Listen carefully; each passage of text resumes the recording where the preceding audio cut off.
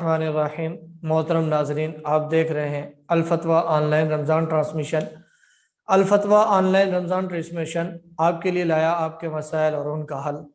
आप हमसे सवालात करते रहते हैं, गाहे बगाहे हम आपका जवाब आप तक पहुंचा देते हैं।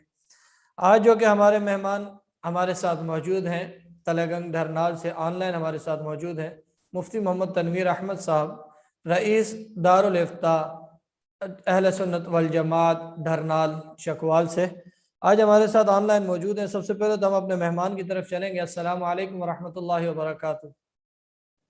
वालेकुम अस्सलाम वरहमतुल्लाहि वबरकातुहू। मुफ्ती साहब क्या हाल है, खैरियत से हैं? अल्हम्दुलिल्लाह, आपकी दुआ से बहुत बेहतर, अल्हम्दुलिल्लाह। अल्हम्दुलिल्लाह। मोहतरम नाजरीन, आपको सवालात का तो तरीका मालूम है कि आपने हमसे सवालात किस तरह करने हैं। सवाल करने का तरीका ये है कि आप हमारे कमेंट बार में, और दूसरा तरीका जो है आसान, क्या हमारे व्हाट्सएप नंबर जो स्क्रीन पर शो हो रहा है, आप किसी भी वक्त अपना मसला तहरीर कर कर हम तक पहुंचा दें। इंशाल्लाह उसी दिन की नशिस्त या दूसरे दिन की नशिस्त में आपके सवाल का आप तक जवाब पहुंचा दिया जाएगा। हम चलते हैं, क्योंकि टाइम की किल्लत है, अपने सवाल जवाब की नशिस्त की तरफ कि हम आपके सवालात मुफ्ती साहब से पूछते रहेंगे और मुफ्ती साहब आपके जवाबात देते रहेंगे। तो हम पहले सवाल की तरफ चलते हैं कि मैं एक सरकारी मुलाजिम हूँ, जहाँ मेरी नौकरी है वो शरई मुसाफत से ज़्यादा है, वहाँ मेरी सरकारी रिहाइश भी है। तो मैं वहाँ से 5 से 12 दिन के बाद 2 दिन के लिए घर पर आता हूँ। तो अब अपने आबाई शहर में जब आऊँगा, वो तो मैंने मुकम्मल नमाज पढ़नी है। अब जिस जगह मैं हूँ वहाँ पर मुझे मुकम्मल नमाज पढ़ना पड़ेगी या नहीं?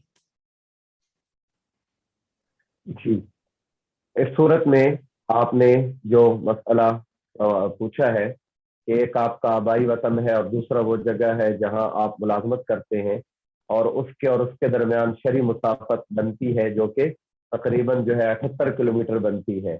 अगर इतनी मुसाफत बनती है और आप उस जगह में अभी तक आपने 15 दिन पूरे नहीं क़याम किया और आप 12 दिन बाद 10 दिन बाद वापस अपने आबाई इलाके में आ जाते हैं, तो ऐसी सूरत में जब तक इसी रूटीन के साथ आप उस मुलाजमत वाली जगह में रहेंगे तो वहाँ आपकी नमाज कसर हुआ करेगी, और जब वापस आएंगे तो यहाँ आपकी नमाज अपने आबाई इलाके में, जिसको आपका असली वतन कहते हैं, वो आपकी नमाज पूरी होगी। और रास्ते में जब आप आएंगे तो रास्ते में अगर ये शरई मुसाफत बनती है 78 किलोमीटर, तो आपके रास्ते की नमाज जो है वो कसर हुआ करेगी। और इसी सवाल जी। की दूसरी शिक है कि अगर मुझे सरकार की तरफ से गैर मुअय्यन मुद्दत के लिए कहीं और भेज दिया जाता है कि वहाँ पर मैं काम के लिए चला जाता हूँ, फिर वहाँ से भी मेरी यही रूटीन होती है कि 5 से 12 दिन के दरमियान मैं फिर अपने घर से आ जाता हूँ, लेकिन जहाँ पर मुझे भेजा जाता है वो जी पुरानी मेरी जगह है, उस जगह से और वहाँ का मुसाफा शरई नहीं बनती, लेकिन मेरे घर से वहाँ तक की शरई मुसाफत बन जाती है, तो वहाँ का अब क्या हुक्म होगा मेरे?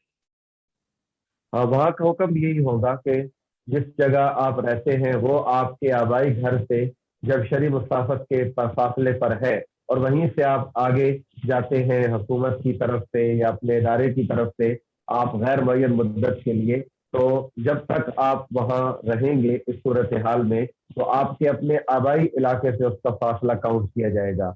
तो वो फासला लाज़मी बात है शरई मुसाफत का बन जाता है, लिहाजा वहाँ भी आपकी नमाज जो होगी वो कसर हुआ करेगी। अब अगला सवाल है मोहम्मद आरिफ कीनिया से कि सजदा तिलावत बैठे बैठे किया जा सकता है, और अगर 3 या 4 सरदे भी कर ले तो इसका सही तरीका बता दो। सजदा तिलावत का मसनून तरीका ये है कि जब सजदा तिलावत करना हो तो पहले नियत कर लें कि मैं सजदा तिलावत करने लगा हूँ, जो मुझ पर सजदा वाजिब हुआ था उसको मैं अदा करने लगा हूँ। फिर खड़े होकर अल्लाह अकबर कह के, अल्लाह अकबर कहकर सजदे में चले जाएं, बगैर हाथ उठाए बगैर हाथ बांधे सजदे में चले जाएं। 3 दफा सुब्हान रब्बियल आला कहें और उसके बाद अल्लाह अकबर कहते हुए खड़े हो जाएं। ये सजदे तिलावत का अफजल तरीका है कि खड़े होकर अल्लाह अकबर कहकर सजदे में जाना चाहिए। लेकिन अगर कोई शख्स बैठकर अल्लाह अकबर कहकर सजदे में चला जाए और अल्लाह अकबर कहकर सजदे से उठाए तो भी सजदे तिलावत अदा हो जाएगा। लेकिन अफजल तरीका ये है कि आप खड़े होकर इसको अदा करें, और इकट्ठे भी 3-4 आपने अदा करने हो तो इसी तरीके से आप सजदे तिलावत अदा कर सकते हैं। खड़े होकर अदा करना ज्यादा अफजल है, बैठ कर अदा करने की भी इजाजत है। جی اگلا سوال ہے سیف اللہ پاک پتن سے کہ اگر کوئی حافظ نماز پڑھا رہا ہو لیکن اس کی داڑھی کٹی ہوئی ہو اور اس کے پیچھے غیر حافظ ہو لیکن شرعی داڑھی ہو تو کیا حکم ہے، کس کے پیچھے نماز ہو سکتی ہے؟ ایسے صورتحال میں اگر حافظ اس مسجد کا امام ہے، مقرر ہے، تو اگر وہ داڑھی کٹاتا ہے تو داڑھی کٹانا جو ہے یہ گناہ کبیرہ ہے۔ ایک مشت داڑھی رکھنا یہ سنت مؤکدہ قریب الواجب ہے۔ اس کو اگر وہ ادا نہیں کرتا اور اس کو کاٹتا ہے اور کاٹنے کا ارتکاب کرتا ہے، ایسی صورت میں وہ گناہ کبیرہ کا ارتکاب کرنے والا فاسق ہے۔ ایسے آدمی کے پیچھے نماز پڑھنا مکروہ ہوگی۔ تو آپ کو چاہیے کہ اگر اس امام کو ہٹانے پر آپ قادر ہیں تو خود، اگر آپ باشرہ ہیں تو خود آپ نماز پڑھائیں، اور اگر آپ اس کو ہٹانے پر قادر بھی نہیں ہیں اور پاس کوئی اور ایسی مسجد بھی نہیں جہاں باشرہ آدمی امامت کرنے والا ہو، تو پھر مجبوری میں آپ کے لیے الگ پڑھنے سے بہتر ہے کہ ایسے حافظ کے پیچھے آپ پڑھ لیں۔ جی اگلا سوال ہے ابراہیم کا، اگر کسی کی ساس زکوٰۃ کی مستحق ہو تو اسے زکوٰۃ دی جا سکتی ہے یا نہیں؟ جی ہاں، ساس کو زکوٰۃ دی جا سکتی ہے اگر وہ زکوٰۃ کی مستحق ہوگی تو۔ زکوٰۃ کے لیے اصول ہے کہ صرف اصول فروع کو نہیں دی جا سکتی، یعنی اپنے والدین کو اور ان کے والدین، اپنی اولاد اور نیچے تک جو اولاد ہے اس کو نہیں دے سکتے، میاں بیوی ایک دوسرے کو نہیں دے سکتے، باقی جتنے رشتہ دار ہیں ان کو زکوٰۃ دی جا سکتی ہے اگر وہ سید نہ ہو۔ جی بنت اجمل باون لگر سے کہ استخارے کی دعا کسی بھی وقت پڑھ سکتے ہیں یا نہیں، یا صرف رات کو دو نفل کے بعد پڑھنی چاہیے؟ طریقہ مکمل بتا دیں۔ جی ہاں، نماز استخارہ جو ہے اس کے لیے کوئی وقت شریعت نے خاص نہیں کیا کہ دن میں پڑھیں یا رات میں پڑھیں، یہ نفل نماز ہے، کسی بھی وقت پڑھی جا سکتی ہے، شرط یہ کہ وہ مکروہ وقت نہ ہو۔ تو آپ دن میں بھی پڑھ سکتے ہیں، رات میں بھی پڑھ سکتے ہیں۔ رات میں عام طور پر یکسوئی ہوتی ہے، تنہائی ہوتی ہے، تو اس میں پڑھنا زیادہ بہتر سمجھا جاتا ہے کہ اس کے ذریعے سے آپ کا خیال ایک جگہ پر جمع رہتا ہے۔ لیکن اگر آپ دن کو بھی چاہیں تو پڑھ سکتے ہیں اور رات کو بھی چاہیں تو پڑھ سکتے ہیں۔ اس کا مصنون طریقہ یہی ہے کہ آپ جس کام کے کرنے کے لیے استخارہ کر رہے ہیں، اللہ سے خیر کو طلب کر رہے ہیں کہ یا اللہ جو میں کام کرنا چاہتا ہوں جس میں خیر ہے وہ میرے لیے مقدر فرما دے، تو آپ اس کی نیت کریں، 2 رکعت نماز استخارہ پڑھیں، اور پڑھنے کے بعد جو دعائے استخارہ کتابوں میں لکھی ہوئی ملتی ہے آپ اس کو پڑھیں۔ اس میں 2 جگہ لفظ آئے گا ھذا الامر، وہاں آپ اپنے کام کا، جس کام کے بارے میں آپ استخارہ کر رہے ہیں اس کام کو اگر آپ عربی میں کہہ سکتے ہیں، یعنی نکاح کا معاملہ ہے تو آپ کہہ دیں ھذا النکاح، اگر تجارت کا معاملہ ہے تو ھذا التجارت وغیرہ، اور اگر آپ عربی میں نہیں کہہ سکتے تو ھذا الامر پر سوچ لیں کہ کس کام کے لیے میں استخارہ اور دعا پڑھ رہا ہوں۔ تو جب یہ کام ہو جائے تو اس کے بعد حکم یہ ہے کہ خواب آنا ضروری نہیں ہے، بس آپ کا دل جس طرف مطمئن ہو اس استخارے کے بعد وہی کام کر لیں، اسی میں آپ کے لیے بہتری ہوگی۔ اور اگر پھر بھی اطمینان قلب حاصل نہ ہو رہا ہو تو دوسری بار کر لیں، تیسری بار کر لیں، حتیٰ کہ 7 دفعہ تک کریں۔ جب دیکھیں کہ دل کا جھکاؤ اس کام کی اس سائڈ پر ہے تو اسی کام کو کر لیں، اسی میں آپ کے لیے بہتری اور خیر ہوگی۔ جی اگلا سوال ہے نوید احمد کا کہ قرآن مجید کو تجوید کے ساتھ تیز پڑھ سکتے ہیں کہ نہیں، جیسے پانی پتی حضرات پڑھتے ہیں؟ جی ہاں، قرآن پاک کو تیز پڑھنا یعنی تجوید کی رعایت کر کے اس طرح تیز پڑھنے کو حدر کہتے ہیں۔ ایک ہوتا ہے ترتیل کے ساتھ پڑھنا، جو آہستہ آہستہ ہر آیت کو پورے جو ہے وہ آواز کے ساتھ، پورے آداب کے ساتھ پڑھنا، اور ایک ہوتا ہے تھوڑا تیز پڑھنا، اس کو حدر کہا جاتا ہے۔ تو اگر تجوید کی رعایت ہو، الفاظ صحیح طریقے سے ادا ہو تو اس طریقے سے تیز پڑھنے کی اجازت ہے حدر میں۔ اور جو پانی پتی حضرات پڑھتے ہیں تو وہ بھی اتنا جو ہے وہ تیز نہیں پڑھتے، ان کی ترتیب پڑھنے کی بالکل ٹھیک ہے، اس طرح پڑھا جا سکتا ہے۔ اگلا سوال ہے وقاص بیرا غازی خان سے، ایک خاتون کے پاس کوئی سونا اور چاندی جمع ہے جو کہ 2018 سے اس کے پاس موجود ہے، تو اب وہ زکوٰۃ کیسے ادا کرے گی؟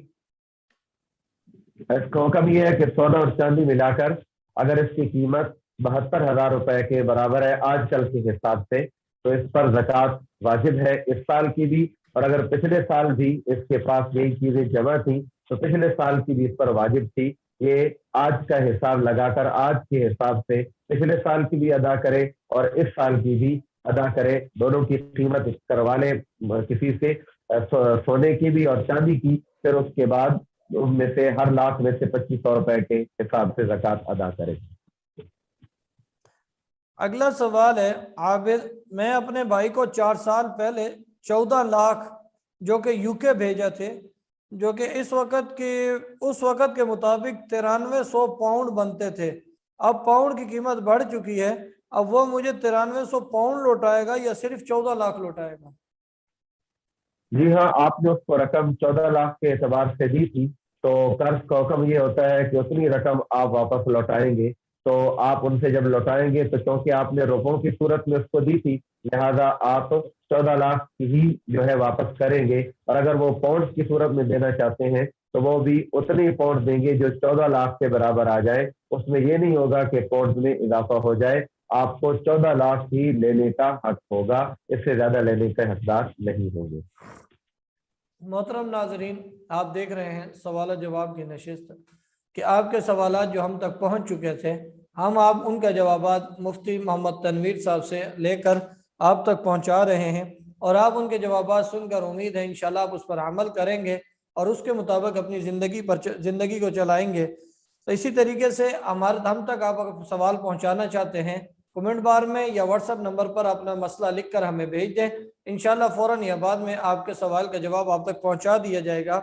آج ہمارے ساتھ جو مہمان موجود ہیں، مفتی تنویر احمد صاحب ڈھرنال سے ہمارے ساتھ آن لائن موجود ہیں، وہ آپ کے سوالات کے جوابات دے رہے ہیں۔ اب ہم اگلے سوال کی طرف چلیں گے۔ اظہار الحق کا سوال ہے کہ میری تنخواہ 10,000 ہے جو میں مہینے کے اخراجات پورے کرتا ہوں، اور میرے پاس 2 تولہ سونا ہے اور اس کے علاوہ میرے پاس کچھ بھی نہیں، تو کیا مجھ پر زکوٰۃ ہوگی یا نہیں؟ اس بارے میں حکم یہ ہے کہ اگر آپ کے پاس صرف سونا ہے اور اس کے علاوہ کوئی بھی ضرورت سے زائد آپ کے پاس نقدی 1 روپے بھی نہیں ہے، تو پھر حکم یہ ہوتا ہے 7.5 تولے سونے پر زکوٰۃ ہوگی، کم پر نہیں ہوگی۔ لیکن اگر اس 2 تولے سونے کے ساتھ آپ کے پاس 1 روپے بھی سال بھر آپ کی ضرورت سے زیادہ باقی رہتا ہے، تو پھر حکم یہ ہوگا کہ 2 تولہ سونا اور پلس آپ کے پاس جو رقم ہے اس کو آپس میں جمع کیا جائے گا۔ اگر وہ 72,000 روپے کے برابر ہے آج کل کے حساب سے، تو آپ کو زکوٰۃ ادا کرنی ہوگی۔ اور عام طور پر آدمی کے پاس ضرورت سے زیادہ 1 روپے تو موجود رہتا ہی ہے، سارے روپے آدمی کے خرچ نہیں ہوتے، تو اس وجہ سے ایسی صورت میں جو آپ بتا رہے ہیں آپ پر زکوٰۃ آئے گی۔ آپ کسی سے 2 تولے سونے کا حساب کروا کے اس کے مطابق زکوٰۃ ادا کریں۔ جی عبد الحمید، کیا تراویح میں قرآن دیکھ کر یا موبائل سے دیکھ کر سنا جا سکتا ہے یا نہیں؟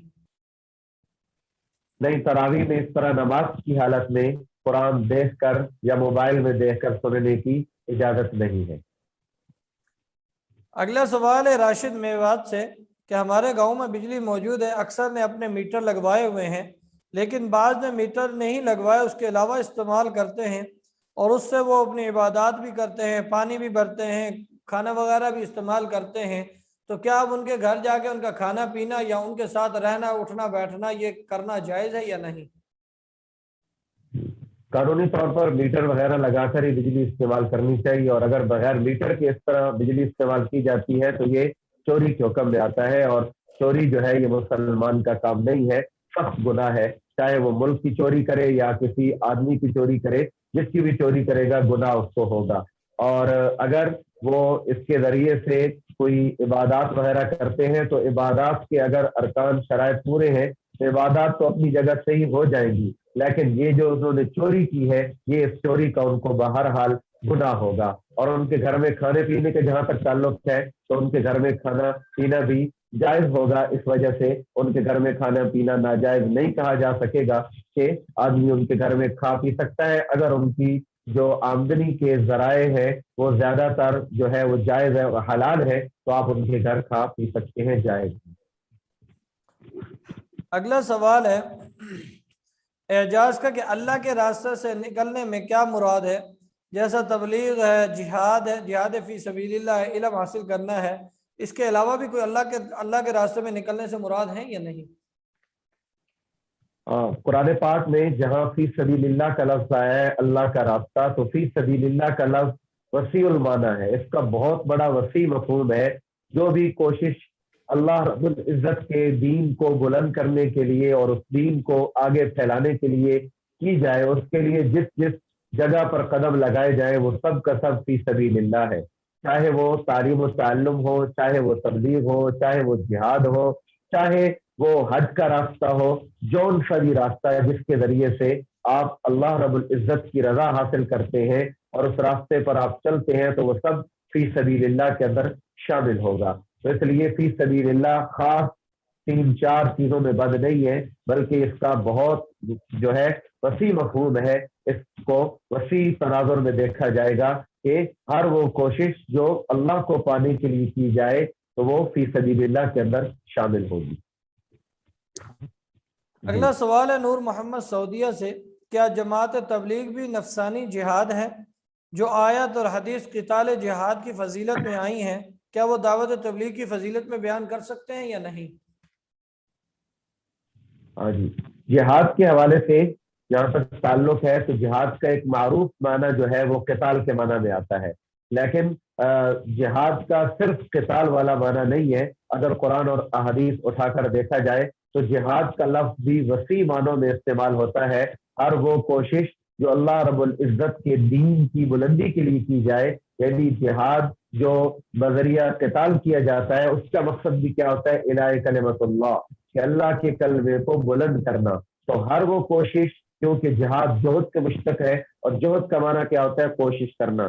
تو اللہ کے راستے میں جون سی بھی کوشش کی جائے گی اس پر لفظی طور پر جہاد کا اطلاق ہوگا، جیسے اللہ قرآن پاک میں فرماتے ہیں والذین جاہدوا فینا لنہدینہم سبلنا، جو ہمارے راستے میں کوشش کریں گے ہم ان کے لیے ہدایت کی راہوں کو کھول دیں گے۔ تو جون سی بھی کوشش کی جائے تو وہ جہاد کے زمرے میں لفظی طور پر شامل ہوگی۔ اسی طرح اگر تبلیغ کے اندر نکل کر، دعوت کے اندر نکل کر انسان اپنی جان لگاتا ہے، اپنا مال لگاتا ہے، تو وہ بھی نفسانی جہاد ہوگا، اور اسی طریقے سے مالی جہاد بھی ہوگا۔ البتہ جو خاص آیات ہیں جن کا خاص شان نزول ہے قتال کے بارے میں، جہاد کی آیات، تو وہ صرف قتال ہی پر ان کو منتبہ کیا جائے۔ دعوت و تبلیغ کے لیے اور کتنے فضائل والی آیات ہیں اور احادیث ہیں، ان کو اسی مواقع پر بیان کیا جائے تو یہ زیادہ افضل اور بہتر بات ہے۔ اگلا سوال ہے ابو معاذ دبئی سے کہ ہم میاں بیوی نے مل کر مشترکہ گارمنٹس کی دکان مارچ میں بنائی تھی اور ہم زکوٰۃ رمضان میں نکالتے ہیں، دکان کی زکوٰۃ کب اور کس طرح ادا کر سکتے ہیں؟ کیا ہم اسی دکان کے کپڑے کو زکوٰۃ کی مد میں دے سکتے ہیں یا نہیں؟ جی ہاں، پہلی بات تو آپ زکوٰۃ میں لازمی نہیں کہ رقم دیں۔ اگر آپ یہ دکان کے اندر موجود کپڑا ہے وہ کسی غریب کو زکوٰۃ کے مستحق کو مالک بنا کر دے دیتے ہیں تو آپ کی زکوٰۃ ادا ہو جائے گی۔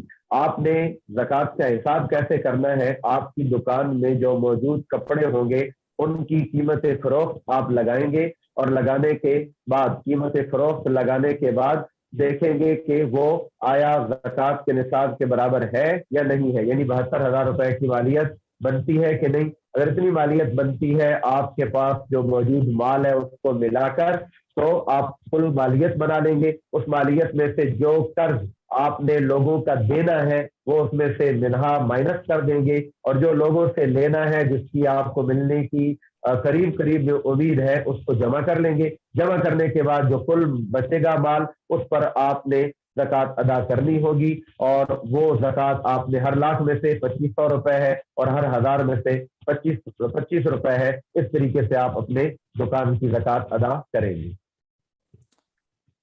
اگلا سوال ہے وقاص کا کہ تسبیح تراویح کا کیا حکم ہے اور مؤکدہ اور غیر مؤکدہ سنت پڑھنے کا طریقہ بتا دیں۔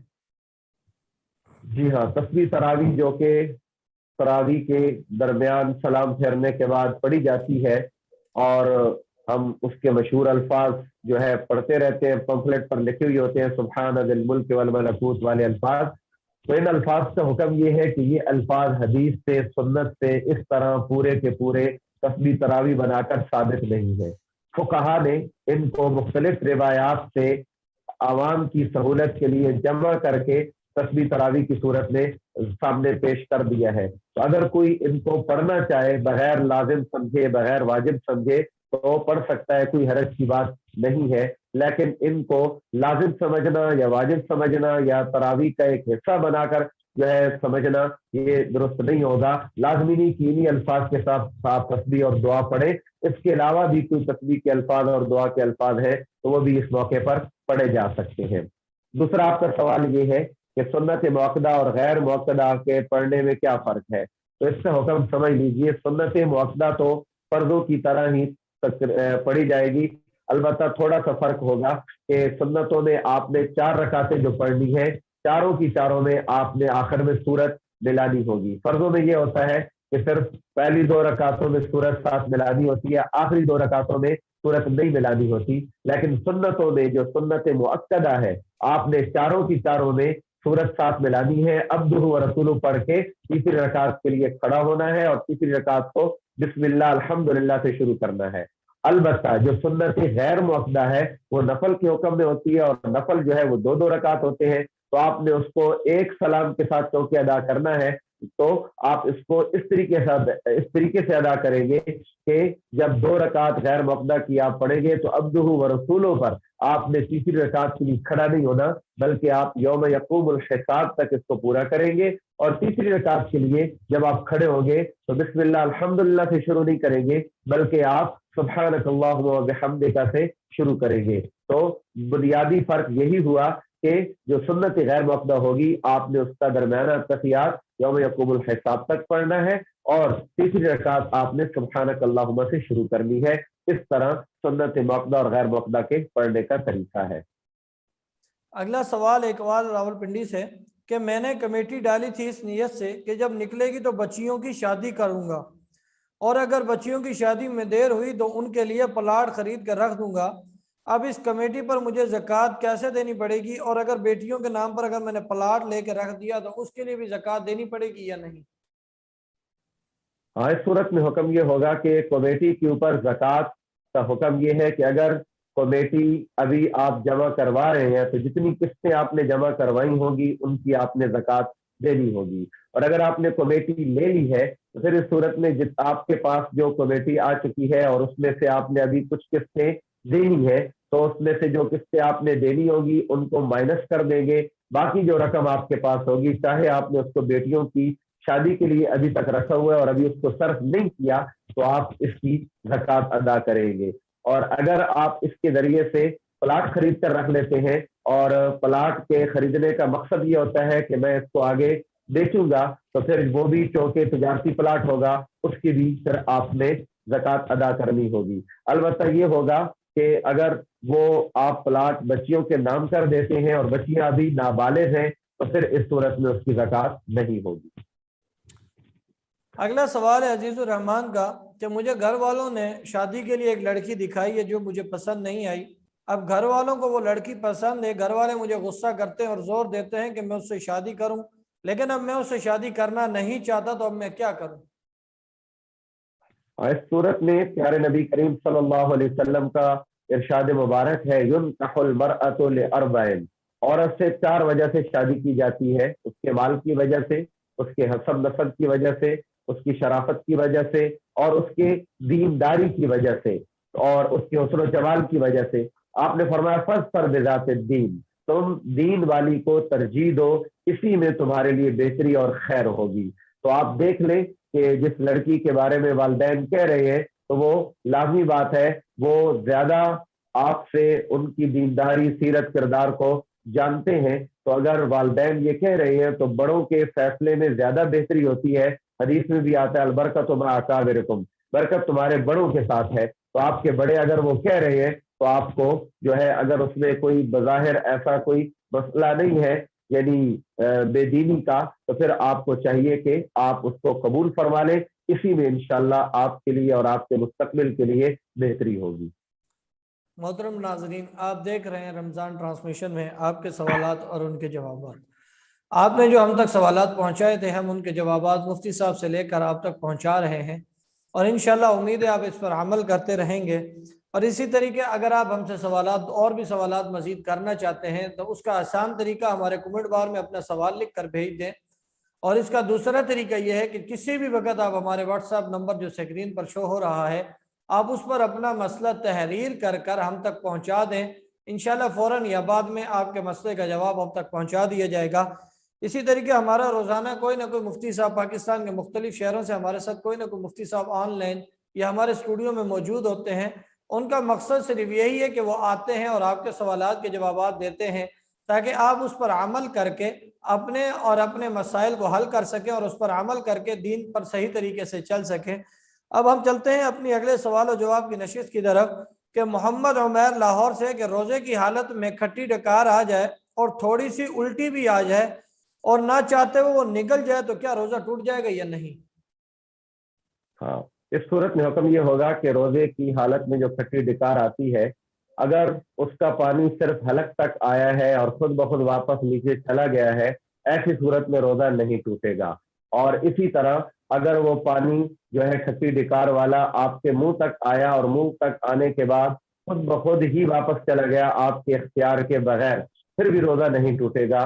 روزہ ٹوٹنے کی ایک ہی صورت ہوگی کہ وہ پانی آپ کے کھٹی ڈکار والا آیا، حلق سے اوپر آپ کے منہ تک آ گیا، اور منہ تک آنے کے بعد آپ نے اس کو باہر نہیں پھینکا، اپنے ارادے اور اختیار سے واپس نگل لیا، تو ایسی صورت میں چاہے وہ تھوڑی مقدار میں کیوں نہ ہو، ایسی صورت میں روزہ ٹوٹ جائے گا۔ اس روزے کی آپ کو قضا کرنی ہوگی۔ اور اگر وہ کھٹی ڈکار آئی اور الٹی ساری باہر نکل گئی، واپس آپ نے نہیں نکلی، تو ایسی صورت میں روزہ نہیں ٹوٹے گا، چاہے منہ بھر کر کے آ جائے اور باہر نکل جائے تو اس سے روزہ نہیں ٹوٹتا۔ اگلا جی سوال ہے کہ ایک آدمی نے اپنی بیوی کو طلاق دے دی ہے، اب اس کا ایک بچہ ہے کچھ عرصے کا، تقریباً 3 سال کا، تو اب اس کے لیے کیا حکم ہے کہ وہ ماں کے پاس رہے گا یا باپ کے پاس؟ اور اگر لڑکی شادی کر لیتی ہے دوسری جگہ پر تو پھر اس صورت میں بچہ کس کے پاس ہونا چاہیے؟ ایسی صورت میں جب میاں بیوی کے اندر طلاق یا خلا کا مسئلہ پیدا ہو جائے اور آپس میں جدائیگی ہو جائے، تو اگر بچہ اور بچی چھوٹی عمر کے ہیں تو پھر حکم یہ ہوگا کہ اس کی پرورش کا حق ماں کو ملے گا۔ اگر بچہ ہے تو 7 سال تک اور بچی ہے تو 9 سال تک ماں کی پرورش میں رہے گی۔ البتہ اگر وہ بچے کی ماں کسی ایسے رشتہ دار سے شادی کر لے جو اس کا محرم ہو، تو پھر تو ٹھیک ہے، اسی کے پاس جو ہے وہ رہے گا، پرورش کا حق اسی عورت کے پاس۔ لیکن اگر وہ عورت کسی ایسے مرد سے شادی کر لے جو اس بچے کا محرم رشتہ دار نہ ہو، تو پھر اس کا پرورش کا حق ساقط ہو جائے گا، پھر باپ اس کو لینے کا حقدار ہوگا، وہ اس کی پرورش کر سکتا ہے۔ جی اگلا سوال ہے کہ میری والدہ بہت بوڑھی ہیں اور وہ